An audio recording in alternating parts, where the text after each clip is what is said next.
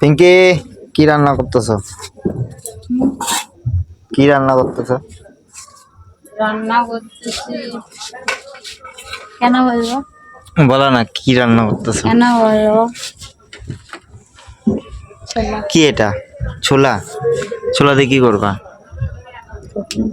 হ্যাঁ, ঘুগনি। ঘুগনি। রাত্রেবেলা ঘুগনি খাবা? আর বাড়ি যাবে না তুমি? যাবো না এখানে থাকো, আজকে যেতে লাগবে না। না, যাবো। না আজকে থাকো এখানে। যাবো। বাড়ি যা কি করবে? সকালে উঠে তো আবার আসবে। তা তার চেয়ে বলে তুমি তো এখানে বাজার থেকে করো যাও। না, ওটা আমার দোষ না, ওটা তোমার দোষ। নিজে বাজার দেখো করে নাই। দেখো বুঝছো, বাজার করিনি সেজন্য চলে এসছে শ্বশুর বাড়ি। আমার শ্বশুর বাড়ি না, আমার তোমার শ্বশুর বাড়ি, আমার আমার শ্বশুর শ্বশুর বাড়ি। বাড়ি।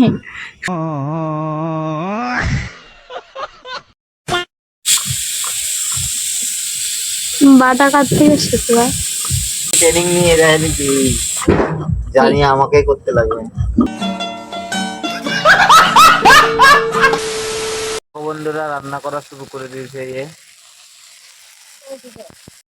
এগুলো কি ভাজা? জিরা ভাজা করলা না? মশলা। মশলা ভাজা?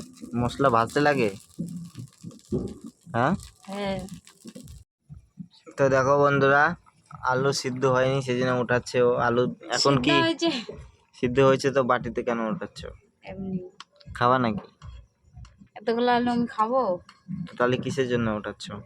কেন বলবো তোমাকে?